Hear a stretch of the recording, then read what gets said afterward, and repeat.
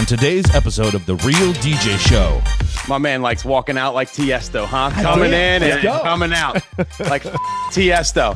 Gig bars are number one. They're the ultimate on the level of things that suck. Right below that is the two-dimensional fake truss that you get from American DJ for $100 in the bag with the two tripods. You'll have longevity. Get a Peloton or something. You'll have longevity. Hey, we're Bombshell Beauty. And you're about to listen to The Real DJ Show. Wiki, wiki, mother... Oh, yeah.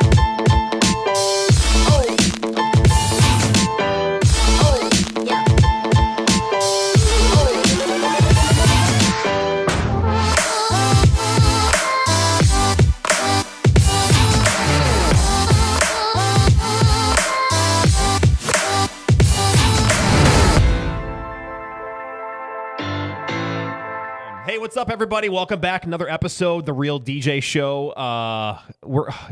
I can't wait to bring on this next It's a good guest. one. Absolutely. Got a heavy hitter today. Yeah, of course. He's got his own podcast. He's all the F over YouTube. He's the king of YouTube. Yeah.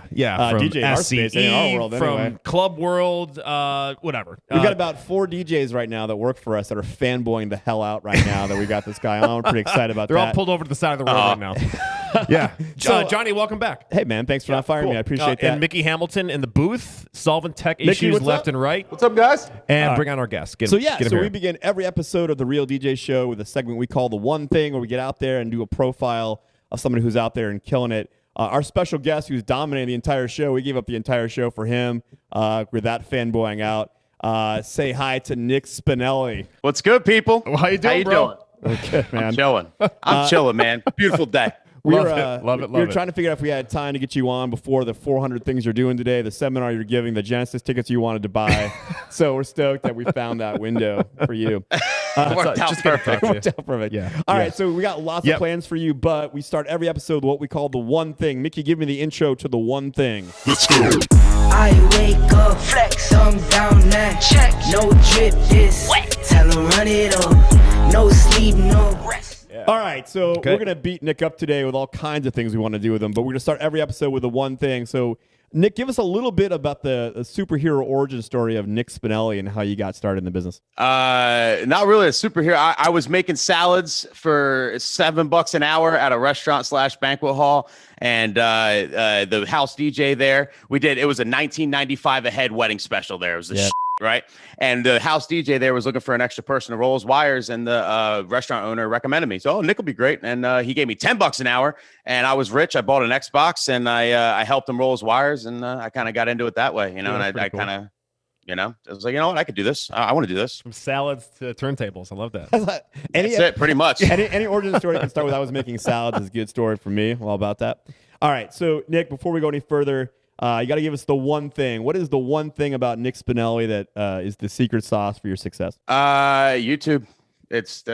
All roads lead through YouTube. It's I wish I did it sooner. It's I don't know. YouTube powers everything. It feeds everything. It's insane.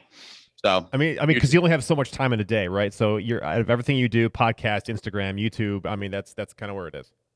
Yeah, 100%, 100%. If I'm, that's the one thing I won't not do. You know what I mean? If I'm going to skip something, it anything but YouTube. And it's for what clients. I'll tell you. Go ahead. No, that's for clients and for your business, right? I mean, for the DJ side and the client side. Yeah, I took a unique approach on it. It was kind of a gamble. We're all eating the sandwich together. I'm kind of figuring it out as I go. But I was like, well, maybe if I market myself just to other DJs, I rarely ever make any content that's focused on couples or brides, and I do a lot of I'm a wedding DJ, obviously, full time. So I decided all right, well, maybe if I just market myself to DJs and, do tips and everything and try and really help the industry and do things that way, then it'll trickle down to the clients, because then the clients can look at me all right, well, he's kind of an expert. He knows what he's doing. I made a video and some DJs seem to agree with what he's saying. So maybe he doesn't suck. I'll hire him, and it trickles down that way. And that's the way I actually get business. So it's actually kind of not a, I don't know, it's not an orthodox way, I don't think. No, that's a really interesting point. I want to put a pin in that because we're going to come back to that discussion here when we talk about our core topic. Yeah. Hey, Nick, thanks for the one thing. We're going to be right back with Nick after a little bit of a presentation, and then we're going to come back and talk to him about our core topic today. Yeah. So, Nick, thanks. Be right we'll be right back, okay? Cool.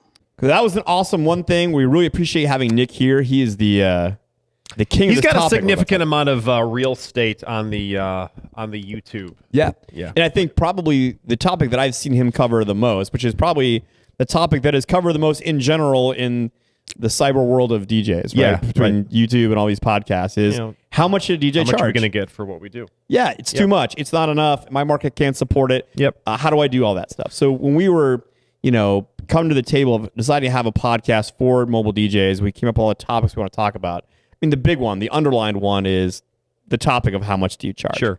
And when we saw that Nick was available for us to come on the show, we thought that was a perfect episode for him to be involved with. Mm-hmm. So we're going to get Nick back on here in a minute after we kind of talk a little bit about our view of what we think is the way that you should set pricing. Yeah, and by the way, while we were in pre-production, we're like, all right, how are we going to lay this out? Because it can get very confusing, if you're watching videos like, especially put on by CPAs in all these terms and stuff. Sure. This is going to be a caveman approach to how to set your price. Yeah. If you want some more specifics, you can certainly reach out to us, but we'd love to help. Yeah. And I think we can definitely get deeper than what we're about to show you. We just thought that for this presentation, maybe for those that are starting out or have never really analyzed their pricing before, we want to keep this very simple, but we'd love to get deeper with you. So obviously at the end of the episode, there's lots of ways to get a hold of us.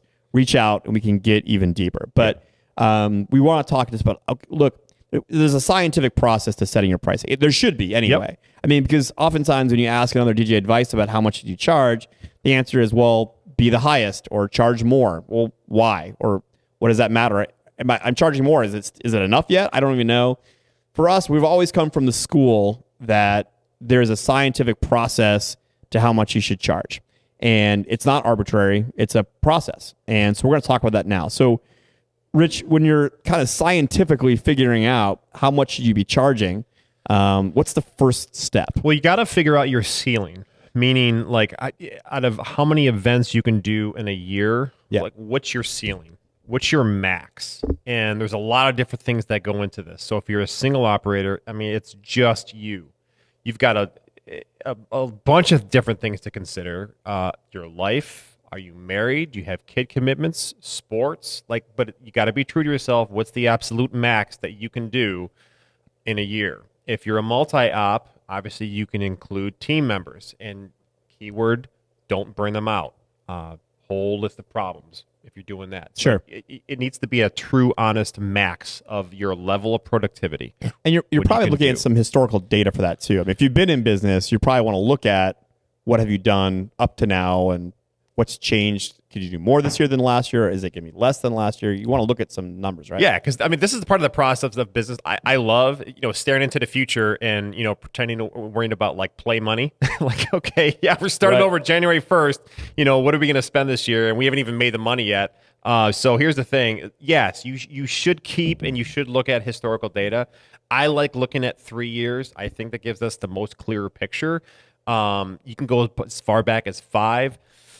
Hopefully you should be on an upward trend. If you're trying to better yourself and try to expand your business, that graph should go up like that. So, but it may not be that. Maybe you lost a DJ from last year, or look, your wife's going to leave you, your husband's going to be pissed if you do more. Yeah. So you got to make this number as real as you can make it. And if you do see those peaks and valleys and those downward trends, why?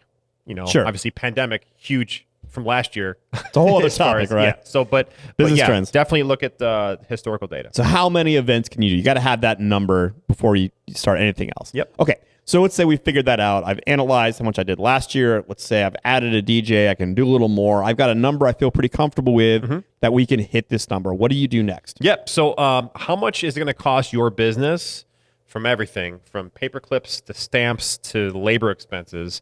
How much is it going to cost you to do those 50 events? Whatever that number it is that came up from number 1, how much is it going to cost you?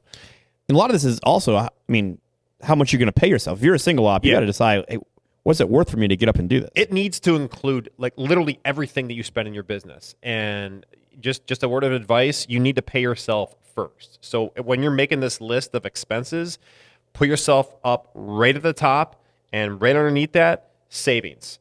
It needs to be number 1 and number 2, and everything else kind of falls in line. And you've got to write down every single expense, from stamps to paper clips to internet. I mean, everything has got to go on this list. Insurance, Everything. labor, everything's Yes. got to go on this Yes. list. Fuel, advertising, marketing, list goes on. I don't mean to turn this into too much of a commercial. It kind of is, I guess, but that top part where Rich says pay yourself first, I know that sounds like an inspirational business book that someone's trying to pitch you, but this guy here has kept this business running since 1998.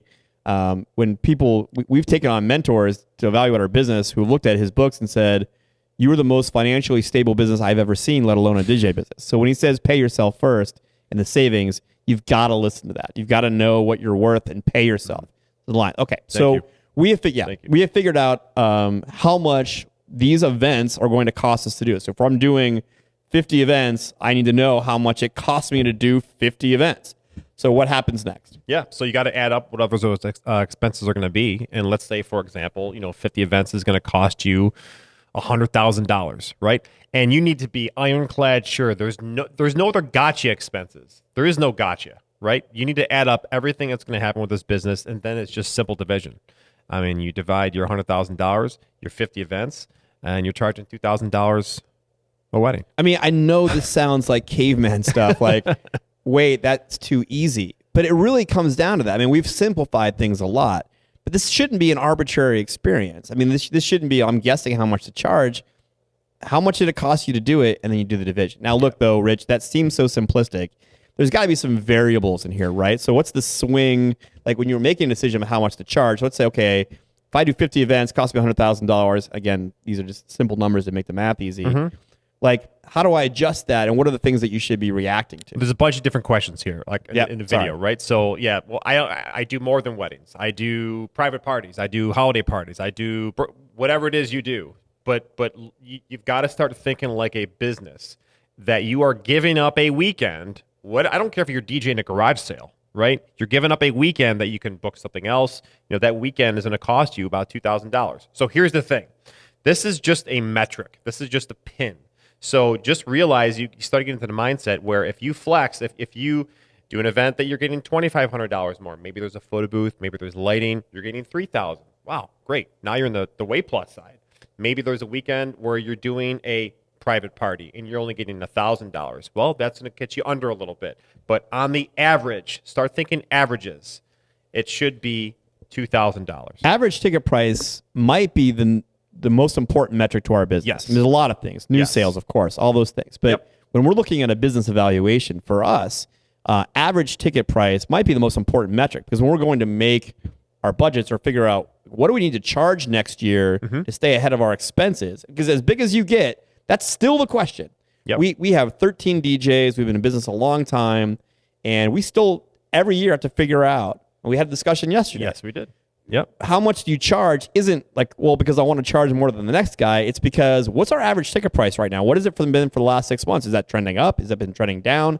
And then figure out what do we have to charge to stay ahead of what that costs us. Yep. So no matter how big or small you are, it's the same question. But I think that there's the variables here. Of course, what you're considering is what do you pay yourself? And what does it cost you to pay a DJ so you keep them so that you're staying marketable? So there's some research that you probably have to do. When people say, well, you should know your market, what does that mean, do you think? Yeah, I mean, you should know your competition. You should know exactly who's out there, who's your closest competition, who's on the lower end, who's on the very high end, and that's where you gotta have to gauge things. I mean, the thing with competition, especially if you're a single operator, who could you possibly be going up against in a quote, right? If a couple calls you and I'm just calling around for pricing, who else is in your market that you know that you're up against? If you're a multi-op, well, now you're dealing with employees, right? So employees, they're not guaranteed. So they can go from company to company at their will, and you want to be able to treat them well financially and ethically and relationship wise. So you want to know what other people are paying so you can attract them and maintain them. But these are things to react to, but not base the entirety of your pricing on. Right. Because you could be in the middle pricing or even the high level of pricing in your market, but if you haven't figured out what your expenses are, you could make that and then be losing money. You could have a red number at the end of the day. It's literally it's trying to find a destination and you don't have a plan. You know, like, yeah, I'm going to go to Vegas, and I have no idea what the hotel I'm staying at or how am I getting there, but I'm going to Vegas. And it's just, there's a lot of problems. Okay, so the bottom line, our message to all of y'all about pricing is don't let it be an arbitrary discussion of, well, just value yourself more, or just you need to be charging more than what? It should be a business decision, and it should be based on data and real things, so you know that you're not doing this for nothing. Yep. And Nick will talk about, you know, some industry averages and whatnot from, you know, a lot of companies. Branding. Absolutely. Yeah. All those things. But our encouragement to you is make this a business exercise. And we would love to talk to you more about it. This is one of the things when Rich and I do consulting for DJ companies, it's the number one topic we talk about. We're excited to talk about. We're passionate about it. Helping making sure that you're financially stable. You got to know your worth. You do. So call us. We'd love to help about that. But let's bring Nick back in here. He's been patiently waiting. We appreciate that. I want to get his take on that. You guys ready to get Nick back? Let's do it. All right. So we're Let's back talk some pricing with Nick Spinelli. And I would... It's a question of the ages, really. Well, right. I mean, in our production meetings, we're talking about the topics we want to cover, right? We put a hierarchy up of, okay, when we're talking with other DJs, like what are the topics we want to chat about? The number one was, you know, I think which is the number one, Nick, you could probably speak to this best, is that the number one topic that DJs ask is, how much should I be charging, or am I charging enough, or whatever? Right. And so when we saw that topic come up, we found out we're going to have Nick, we're like, oh shit, well, the king of DJ YouTube and answering this question and telling other DJs they're not charging enough is Nick. So we're stoked to have you for that. So look, you are the de facto leader of the DJ YouTube world when it comes to discussing DJ pricing. So we want to have your opinion. For us, we've always come from the school of thought that pricing our DJ package should be kind of scientific, right? It's like the cost of goods, like any other product, the cost it takes to do business, it should impact, you know, your package the most. Obviously, the variables being how much does the market bear you pay your DJs and things like that. But for you, is it scientific like that? When you're discussing with DJs, is that scientific method, or is it more arbitrary? How would you tell a DJ, you know, to think about their pricing? It's tough, man. I think just a lot of DJs just undervalue themselves in general. You know what I mean? I kind of, it's a tough question. You know, it really depends on your market and everything else around you. But like, I think generally speaking, you know, you should be charging at least the industry average. And if you look at the why, that's the only real, like, you know, solid number we have to go by is $1,200. That's the last like time the Knot and Wedding Wire went around and asked everybody and kind of collected all the data. You know, it was $1,200. So I think generally speaking, if I can really generalize this, it should be $1,200 or more for sure. You should not leave your house for less than that. But everything else is, I mean, it's super variable. You know, I think that it's crazy to me how there's still DJs that charge in the hundreds, you know, and that's literally the same price they charged in the 80s. You know what I mean? Like that DJs were never, you can never get a wedding DJ for $50. When wedding DJs became a thing, when the equipment, you know, was invented and became possible where we can actually be mobile DJs, you know, the starting rates then were in the hundreds. It was $500, $600 to do a wedding. And then it went up from there. And the fact that it's still the same in 2021, you know, with inflation and everything else, you know, gas $3 a gallon, like everything's expensive now. You know what I mean? It's just like there's so many people out there that are undervaluing their services, and it brings the whole industry down as a whole. It does bring the entire industry down as a whole, because it affects you, affects me, affects brothers and sisters out there. I mean, it does affect. So like if you're a DJ watching and I'm like, all right, cool, I want to charge more, like fresh start. Can you give them some tips on what they can do like right now to start working towards commanding a higher rate? Is it things that they're posting, their language, what they do? So there's a couple different aspects of that. So number one, of course, social media is very, very important. So you have to find your niche. You have to find like, you know, whatever you're good at in the industry. If you're a great MC, if you're a great DJ, if you're great, like whatever you're good at, you know, you want to post content about that, and you want to like put yourself out there. You want to have a great online presence because every couple is going to Google you, you know? So you want to put stuff out there.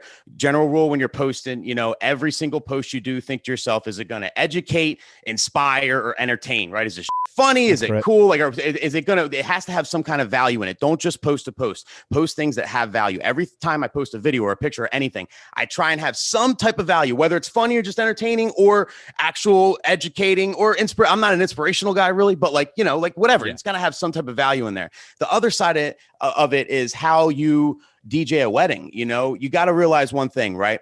If if you and the 4 other DJs that you're in competition with, right, in your market, if you guys all play Uptown Funk, September, Yeah by Usher, Hot in Here, like if you guys all play the same music, then of course, if you're a couple and you went to 4 weddings and all 4 of those DJs played all the same music, of course they're going to price shop. Of course they're just going to look for the cheapest DJ, because to them, every DJ is the same. So like, what does it matter? I'm going to price shop. Whereas if you distinguish yourself, if you play things and have deep crates and play things that are different than what other DJs do, if you handle weddings different than what the norm is in your market, then you're going to stick out. Then it's going to be like, well, I'm more, but like, this is why, you know what I mean? And it's worth it. Yeah. And then that's kind of how, differentiation is big, whether it's key. The music programming or do something different. I mean, I think if there's look at all those mobile beat seminars we've all sat through in our life, I think the best one ever, one of the best ones ever, was one that was focused on differentiation, right? Being different. And I think Nick's got a great point. Dude, that was huge. About, I mean, just that minute of answer was very, very impactful. That's good info. Let's highlight that. All right, so you're a visible guy in our industry. Again, like I said earlier, I've got a bunch of DJs that work for us. They're going to fanboy the out right now that we got you on the show. Tell me so what's up. Yeah. Maybe you'll sign autographs for us next time we got you on.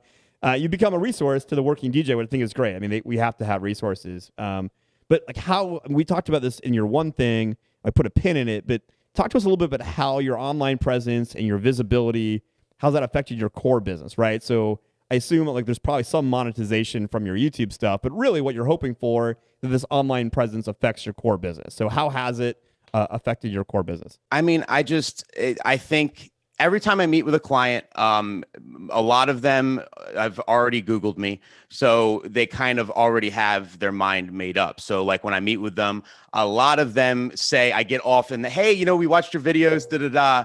So like they already know me. They already seen my videos. Like it's funny. Like, I had a feeling, but I was like, I wasn't sure when I started doing all this years ago, but like even though my videos are directed towards DJs, they're tip videos, they're vlog, whatever. It's all DJ content. That's my niche, right? I don't talk to a bride. I talk to a DJ with all my content. Brides still watch my and they'll watch a vlog or they'll watch a tip video and be like, yo, I'm not a DJ, but I enjoyed your videos, I think. And they kind of get to know me and my personality through that. And, and then when they go to meet with me, they kind of already know me. And then, and then on the other side too, there's plenty of clients, I'm sure, that like maybe, came across SE, came across me, and then Googled me and watched my shit and was like, this guy's I don't want him at my wedding. And like, that's a good thing. You see, like I think if you truly put yourself out there and you put your true self out there, don't put on a shtick. All right. If you're proper in real life, be proper. If you curse. If you whatever, be your true self online, because what you put out there, and the same thing with music, everything, what you play, what the content you put out with like music in the background, vlogs from weddings, things like that, put out what you want to get back, because then when your true self is out there, when a client finds you, the right clients are going to come to you. The clients that want to book you are the clients that are the best fit for you. You know what I mean? There's not every client's a good fit for me, like I don't want, if a client is weirded out about cursing and stuff, they're not going to like me. I'm the wrong struggle. Like, you know what I mean? Like, so it's like, it works like full circle. It really does. No, that's good. I did enjoy one of your videos, I don't know, a month or two ago, where you discussed the F-bomb and that you're going to try to reel that in. I said, I hope he doesn't reel that in, because I don't know if I had recognized the Spinelli video without that. No, it's only like the first 30 seconds. I don't know. I'm playing with the algorithms on YouTube. When you post a video on YouTube, you got to say, is it safe for kids? I'm like, no. And then you got to hit a submit rating. And then it's like, is there anything offensive, any curse words? And I always say no. And I think like in the first 30 seconds, they try and like, scan the video. Yeah. It's like a closed caption kind of bot. And they try and see if there's any curse words. And sometimes they can like, kind of shadow ban your content and stuff. So I don't know. I'm just playing with the algorithm. It's kind of like watching Goodfellas on TNT or something. It's just not the same experience. No, seriously. And then responding to all the hate mail and everything like that. Keep it up, dude. And bring back the horse. Oh yeah. All right, cool. So Nick, thank you. We're gonna keep you for a couple more segments. I think we got some time before you got to move on. So we're gonna do a segment right now. We're excited to have your feedback on. We call it BPM. It's beats per minute. It's kind of the competitive DJ game show of debate and banter. And Johnson will lose. I'm gonna lose. Again. Rich says. So let's roll the footage. Mickey, give me some BPM. Pick it up, pick it up, pick it up. You see the drippy, I'm fitted up. Hop in my car and the giddy up. Secure the bag, yeah, I get the box. All right, so once again, this is BPM, the game show of competitive DJ debates. Rich and I get 1 minute to debate a topic that Mickey pulls out of the wheel of death. Nick is here to be our panel to tell us when we say something intelligent. Hopefully there's something intelligent. I've said the F word way more with Nick here than I have any other episode. Hey, you're in good company. Proud of you. Talking Proud about of you. Italians. I appreciate that. That's true. That's true. All right, so Mickey, spin that wheel of death. All right, here you go. Here's your first one. Profanity in your music. Okay if a client's okay with it. A little if it's not obvious, or never ever. And I go Up to first. the John's client. going first. Yeah, so I do think that it's important, sorry. like most things. All right, so No, you're it's good. good. I'm going to agree with Nick, so he gives me points here. But I'm going to say that, look, it is up to the client, and it's their event to set the tone of how they want this thing to go. I think there will be clients that will be disappointed if their favorite songs have a certain vibe to it, and you're not echoing their vibe, right? And they're going to be, dude, why did you play? Yeah. I mean, there's some songs that people are really going to be into that if you played an edited version, you're going to hear nothing. It's like those Lil Wayne songs where they, that are on the radio and there's nothing. It's just the beat and like every other word, right? Yeah. So I think it is up to the client. I think though that you sometimes want to do, it's our job as a DJ to do a little bit of counseling with a client to let them know, there's times maybe that's appropriate or, how to fit that a greater music program. But I do think it's definitely up to the client. Yeah, I mean, it's hard not to agree with you. I mean, I feel on edge when I can't express, like if I can't play like the full version, like the true version of a song, because I'm always on edge. There might be something coming out that someone offends somebody, right? And then when the client gives us the green light that it's okay, you can play the real version or whatever. Especially, I mean, what comes to mind when you're talking about Erica Banks, right? Yeah, Bust It. I mean, it's so weird edited. So. Love it when you can hear some curse words. Well, I think, and Nick, I want you to jump into, I think this is something that's changed. I mean, I think 10 years ago, or even longer, when we started DJing, it was none. It was a zero tolerance. You could not do that. I think that the attitude towards that has definitely changed. Nick, what do you think? Yeah, for sure. I mean, if you even listen to TV, the radio, they now say damn. You'll hear on cable TV now, like they say like the medium level curse words, whereas like before it was taboo to say HE double hockey sticks. The culture changed a little bit.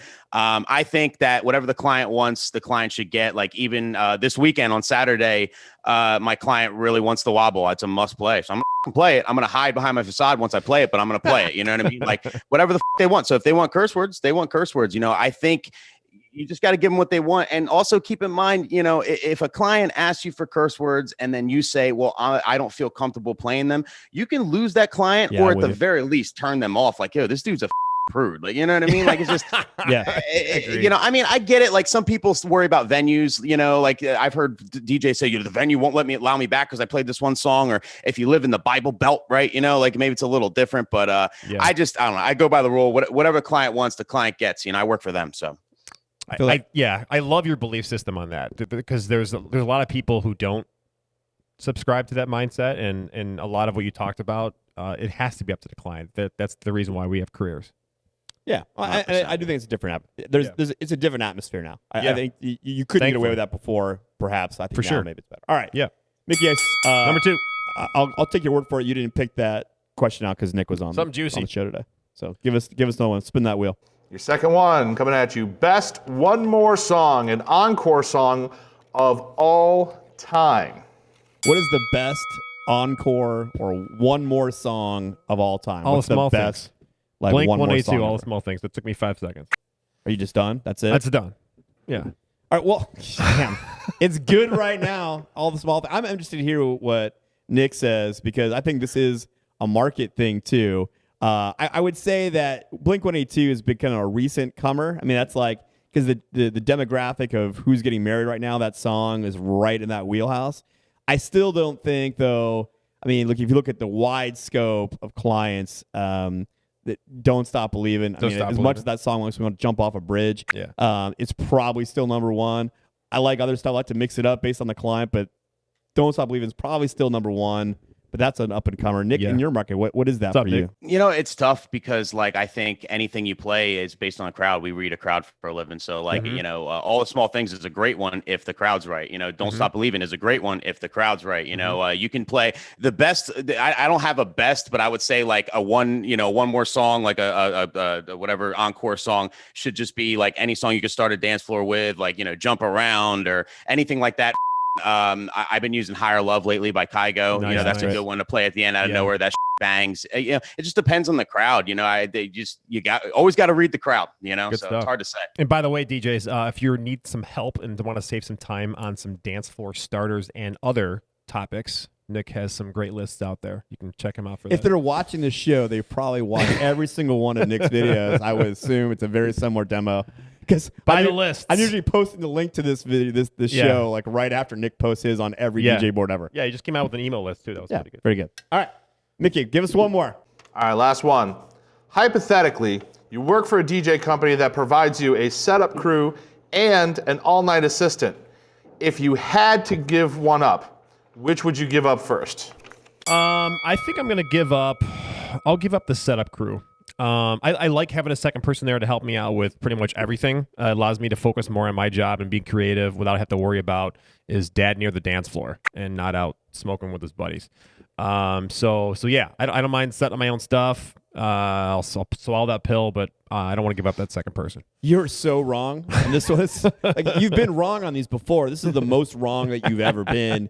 The answer is you do not give up your setup crew ever. I mean, we're at the age now where literally I would DJ, I don't know how many weddings I already do, 50. I'll do 70 if I don't have to set the thing up. And the minute the thing's over, I'm unplugging and walking the hell out, right? I could do 20, 30 more. The assistant is great. It's nice to have someone to chat with. And again, like you said, hey, could you make sure that dad's staying next to the dance floor? Or could you go tell the banquet manager we're ready to cut the cake or whatever that is? But dude, the debilitating feeling for me now, if I'm done with a wedding, I've unplugged, I collected a tip and a high five for the bride, but I still have 2 hours of teardown to do, all that noise. Like, you could have, I'll never take an assistant again. Yeah. Don't take away my setup crews. Nick, what say you? My man likes walking out like Tiesto, huh? Coming in and coming out like Tiesto. Which is I completely disagree. Backwards to your shirt.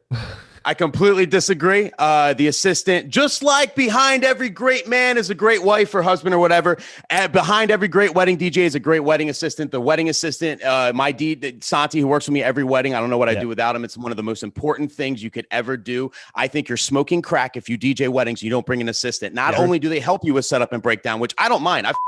It's exercise, baby.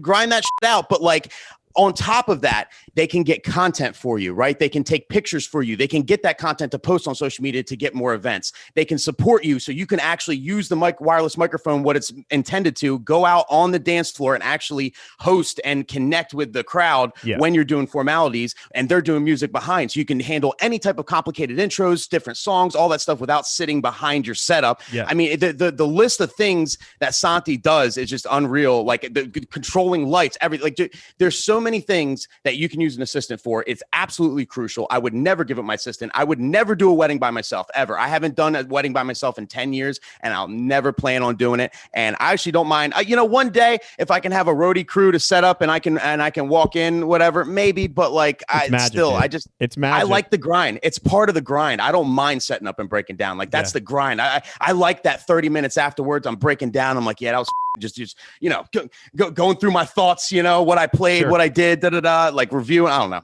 I love that. Look, and you guys are both right. And I'm not giving up my assistant either, ever. Right? I'm going to quit first. But if I had to pick one, dude, Nick, I'm telling you, the magic feeling when you walk in and plug in, that's done. And you're a younger guy and you're an energetic guy, but I'm telling you, there's a day that's coming when you plug in, it's magic. It's bad. Okay, so let's say at that party where you gave up your assistant, right? So you don't have to set up or break down. I don't want to do that, but yeah. One of the best wedding. Well, let's say this hypothetical situation. You gave up your assistant. You got to walk in and walk out like Tiesto. It is the best wedding you ever DJ'd. It was ridiculous, right? Yep. Were fucking ripping their clothes off. Dudes were dancing on the fucking tables and chairs and Grandma died on the dance floor because she was so hard. And you don't have one photo or video to prove it because you didn't bring your assistant. You got no content to prove it. All you could do is tell all your friends, I killed that wedding. It was a Yeah, prove it. Bitch. Do you have a picture? You know, because you wanted to walk in and walk out like Tiesto. I do. Does that still make wanna do sense? that. Well, And that is only going to get you more business. I mean, you. dude. I'm still giving you my assistant. And I was one that pioneered that for this company, having an assistant. But I'm telling you, it's underestimated the longevity that you'll have for your DJs. Like, you want retention. As a business owner, if you're managing a multi-op, the retention you eat get. vegetables. I'm just telling you. Eat vegetables. I'm telling you. You'll have longevity.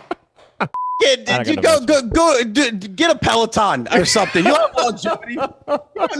You don't need to not break down or set up to have longevity. Oh, God. You know, just take those fruit and vegetable pills or whatever they do now. I mean, look, Nick's of course right, and you guys are both right on the opinion of having an assistant. We never do it again. But I just wanted the record to show that when we asked this question the last time, the person agreed with me. So it's not.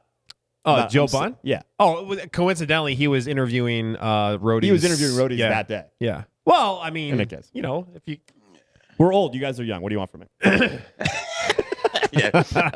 All right. That was it. That was BPM. Awesome. We're gonna keep Nick for one more segment because we could not do a hurts. setup wars with Nick here without doing that. So we got to do a setup wars.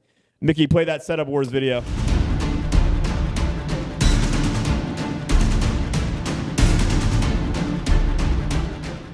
All right, so welcome to Setup Wars. So we reached out to you, all the DJs in the community, and said, hey, send us pictures of your setups for evaluation. We appreciate your bravery. We're not here to kick your ass, here to give us some professional opinion of these things. We'll give it a little score for fun. It's always nice to have some insight. Yeah, we want to hear other people's Especially, from brothers from another market. So that's it. Yeah. All right, so Nicky, give us that first Setup Wars image. What do you got? All right, so here's our first one. Nick, what do you think about this? Got that little dragon board dragon facade. board. That's what it looks like. It looks like one of those Florida wooden dragon board facades. I mean, this isn't bad. I like how everything's all white, so it's cool. I like the all white. I'm not a fan of the spots on top of the speakers. I mean, I guess it's a little easier for setup. I never seen that before. I mean, it's a cool little mod they did or whatever, but it definitely looks more expensive. And just a better presentation, in my humble opinion, when you truss mount spots, when they're up on trusses and it's like a separate thing. It looks like more of a production. When you do it this way, it looks like you were looking to save money, save time, save something. So like I look at the setup and I'm like, all right, you got any coupons? You know what I mean? You got any coupons for the light? Those lights are thrown in, right? You're not charging extra for those lights. But if you want to charge extra, for those lights, just take the extra 10 minutes, put them on your own totems. And a little quick hack, find an electrician, get a fucking real metal totem, not those stupid shits that fucking break down, a real metal totem, find an electrician and have them put outlets on the top and bottom with a cord that comes out. That way it's super easy to break down. You don't have to run any wires whatsoever. Good stuff. Yeah, so I dig this one, actually. I mean, compared to something like, Nick, the perspective is that you've missed on some of these setup wars is we also see a lot of trash, right? So in the realm of the things we've seen, like it's good. I know this DJ has put some time and effort into this setup. For me, the dragon boards, that very specific pattern, I think that could be to get you in some trouble based on the event, where you are and what you're doing. I mean, it may not apply to all the decor. Or it's like when you are flipping a house, right? You try to make the paint neutral. Right. So every client who sees it likes it. Yeah. Because some clients will see it and go, oh, that's dope. Some are going to see that like, I'm not sure what's up with the wavy tree pattern on the front of your front board there. Yep. So I'm not sure about that. I do look having a facade. Hieroglyphics. Right. It's kind of, I don't know what that looks like. It's kind of these wavy pattern, but whatever. I mean, it's cool. At least they have a facade. I mean, certainly they made an effort to make their setup look clean. If you've watched this show before, you know how I feel about white stuff, that I'd prefer to be all black. Nick and I disagree on this. I think that. Why? Are you depressed? Yeah, I'm an angry dude. Well, no, it's because for me, I like to disappear a little more, and I think the feedback I've gotten from a lot of venue and clients is they prefer it all black. I mean, that's kind of the market research we've done. I get it. DJs like it all white. Any case, it's clean. It matches. That's great. I do think I'm interested to see what happens to those column arrays when those lights turn on. Yeah. I mean, those things have pretty strong motors, like when they're moving the head around. Like, those evolves have those trouble things start swaying, emitting sound, let alone holding light. What's going to happen to those things when those heads start moving? I'm very intrigued about that. It does look precarious. It just breaks in half. Yeah. It just Well, breaks in half. Sway. It's going to be like those at the car lot, the guys that are inflatable dudes that are doing the thing. Yeah. Right. Yeah. Is the column going to do that when you turn those heads on? I don't know. But It does look hacked, right? Like they have. I mean, it's a cool idea, but it does look like MacGyver built these column arrays. And like you said, it's not a great presentation. I think it could be dangerous too, honestly, Could because be. that's a little top heavy. It's not. That's only a whatever the 12-inch sub that those things have, 15-inch sub, whatever it is. It's not that heavy of a speaker. God forbid, someone leans on it or something and it falls on a grandma and takes her out. I want to see the video of what happens to those things when those heads are moving. No, seriously, for sure. Rich, what do you think? I like it. I think the setup needs to eat a cheeseburger though. Because it's just a little slim, right? Because I mean, Nick, you had a great point about setting your lights on something else. It just looks a little too slim, and then it's a pumpkin. I've got to fill like a 14-inch space, and I'm gonna find a food warmer light, and set it to pink when I have blue. I don't know. It's a lot going on. Yeah, but a lot of investment, right? There's some thought. I like the white. I wouldn't do like a blue black light or a blue light behind it, but it's just. I don't know. It's pretty good. I tell you though, you see this, and as someone who's seen a lot of trash too, at least you have some faith that this will be a good DJ. Yeah. I mean, they've made some effort. They've bought some quality gear. It would appear, except for the hack job they did on the putting the heads on the speaker. Otherwise, I mean, it's good gear. Nick, So, what are you scoring this? Score this 0 to 10. 0 poop. 10 is decimal points. Okay. I'll give it out of 10 out of all DJ setups I've ever seen in my life. I'll give it a 6.1. Good. Very fair. Good. Actually, we disagreed on the color. I'm still going to give it a higher score than that. I'm going to give it a 7 because I think that the time they put into the thought process here, I think there's a few misses, but look, compared to some things, I think it's pretty That's good. cool. It's It's 7 clean. for me. Yeah, it's clean. good. 6.5 for me. Next picture. All right, Nikki. Number Mr. 2. Hamilton. Nick, what's up? What do you think, Nick? I think it's clean. However, I am not a believer in gig bars. I think 5 out of 5 lights on that bar looks cheap. They put dots and lasers and they ruin pictures. Photographers absolutely hate them. They walk in and they see you using those lights. They roll their eyes, and they're low key will never. Photographers and videographers will never recommend you when you use lights, especially high end ones. Like they trust me. Mm-hmm. You'll be on their low key back. They'll never say nothing to you. They'll be nice to your face, but in the back of their head, they're like, nah, this guy and these lights. You know what I mean? Invest in a wash effects, they're cheaper than these bars. Invest in wash effects and use those. And then when you save up enough money, and you have the means, get good spots, like solid spots, not those little dinky ones that are on the last setup, like real fucking deal bright spots where you can do full frost and washes and true professional lighting, because it makes the world of difference for pictures, for the couple the day of, like everything. Like, don't use those lights. Do not just throw them, sell them to another sucker DJ right now. Thank God that you hate gig bars, because I hate 'em. we've disagreed on a lot them. of stuff, and any it's type like, of special or promo, those DJ spin and pukes, such bull. I hate them. It's because I really respect Nick. I've really enjoyed his videos, and so far we disagreed about most of these things. So I'm glad we both hate gig bars, because it's like when you meet your hero, you're like, oh, we don't hate the same things. No, I hate gig bars. It sucks. Yeah. I mean, It's like a frat party light, it's worse than that. It's Radio Shack lights. I mean, the legitimate manufacturers should just stop offering that. But look, there's gonna be some sucker who buys them on some special, and we'll be able to get it. Yeah. Look, I think once again, I'd prefer if this whole setup was black. I think it's a lot of lights on that front board. I mean, you're dedicating half a room's worth of uplights to your front board. I think it's a lot. Look, I'm hoping that there's a you like that. You like that? It looks nice. You know what I mean? If you're gonna do a facade, light up each panel. I'm not gonna. I think it looks nice, honestly. Cool. You know what I mean? You bring 30 lights that we have extra for that. But I feel you. Yeah. I don't hate it. Hopefully, there's a purpose for the TVs besides just having TVs. I think sometimes that's gratuitous. Like, hey, I can put 2 50-inch panels in my setup. For what reason besides showing? What do you plan? What do you plan on TVs at a wedding? Yeah, I mean, look, like maybe there's slideshows. Maybe there's something to tons enhance of stuff. and enhance the dances or whatever. Hopefully, I mean, I do have seen DJs that are setups though. They bring TVs just for the sake of having TVs on their setup, which I don't know if I agree with that or not. It's gratuitous, but look, this thing would be 1,000 times better minus those gig bars. There's a lot of ways to do lighting that are not lighting trees with those lights on. Well, it, so Nick, that was a setup question. What are you playing on TVs at weddings? So tons of stuff. So obviously you could do slideshows and stuff for the couple in a million different situations, right? If there's someone died or if for them, just whatever that you could present.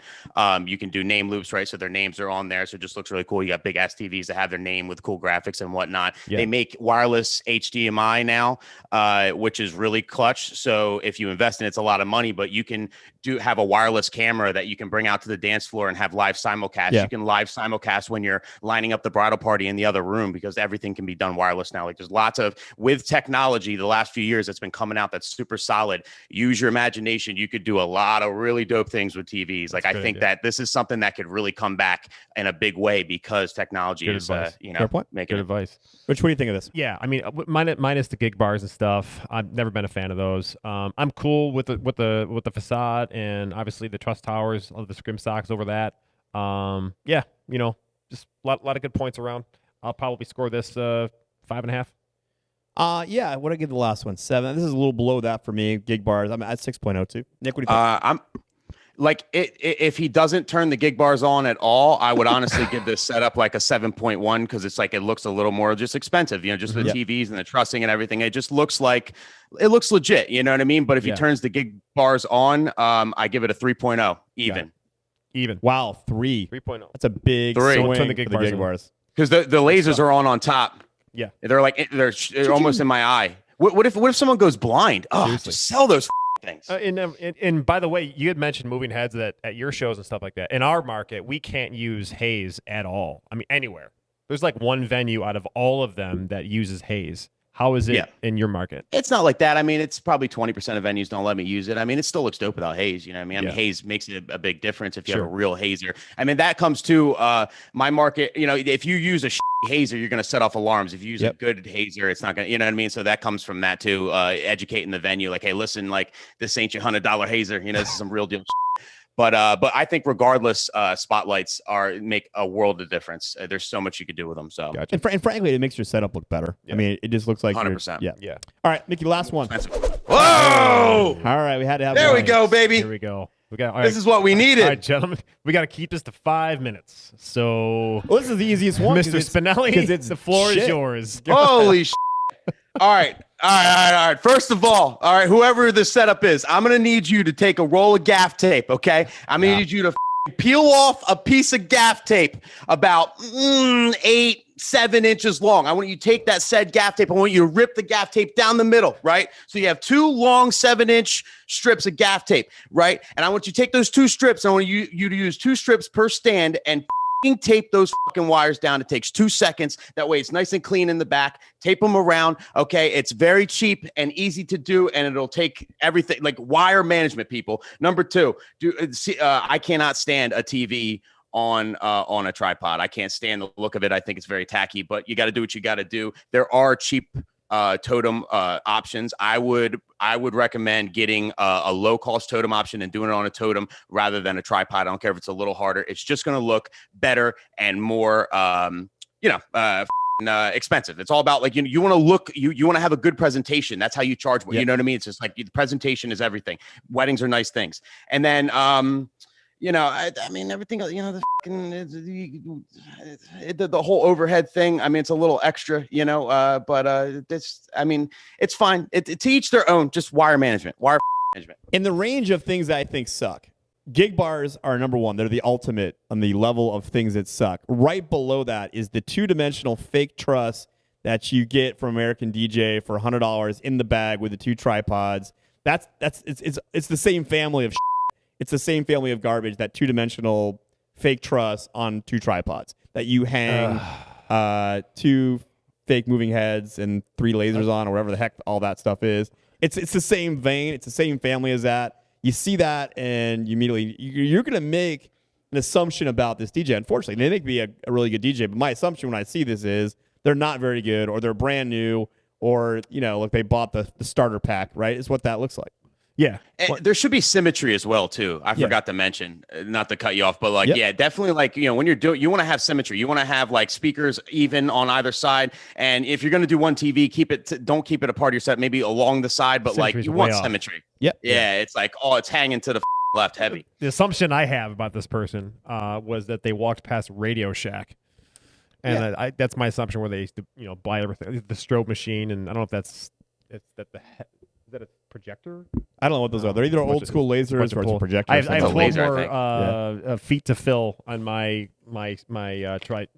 It's poop. Can we cover the tripods too or something? I mean, we got all these raw tripod bases. I mean, that's why, Trusting looks so much better because you don't look at these raw tripod bases. And is that going to be able to hold everything? I mean, those things only have, I don't know, especially man. that one-dimensional one. That thing, it looks like it's bending in the middle when it's Seriously. got barely anything on it. So, all right. So this is garbage. We're going to get Nick out of here easy. This is a 3.0 for me. Nick. That's generous. They have a facade. I mean, Yeah, they have a facade. I don't. Yeah, 3.2. I'll give it a 3.2. all right. 3-0 for me. Very good. 3-0. Awesome. That was a good round, man. It was good. That was good. Thank you for making me laugh. That was fun. Yeah, thanks for agreeing Thanks with for Rich having me, mostly. man. We appreciate that. We'll see if in post-production we can make it look like we agree on more stuff. Where are people finding you these days? Yeah, give us the plugs here. You can find me on Instagram at DJ Nick Spinelli, SPINELLI, YouTube.com/Nick Spinelli, Twitch.tv/Nick Spinelli, and I got an online store playlist. All those good things are on my Selfie page. It's SELLFY.com/Nick-Spinelli. Awesome. Hey, you're a great resource. So on behalf of the industry, thank you. Yeah, for you're the everything king, you're man. We doing. appreciate Thank you you, very man. much. Yeah, for sure. And if you haven't checked out Nick's socials or the Selfie stuff, it saves you a lot of time. Very helpful. Thanks, man. Have fun in Genesis. Later. Thank you, brother. See you later. Bye. All right, that's it for us. Another episode of The Real DJ Show is in the books. We want you along every time, so make sure you like this video, subscribe to our channel, and ring the little bell so you get notifications of all of our new content. We know you're DJs and have a lot to say, so jump in the comment section to join the debate. If you have content suggestions or you want your DJ company featured on The One Thing, email us at TheRealDJShow@rochesterdj.com. Lastly, if you're sick enough that you want to take the audio of this with you wherever you go, you can find the audio everywhere quality podcasts are found. All right, that's it for us. Show's over, bitches.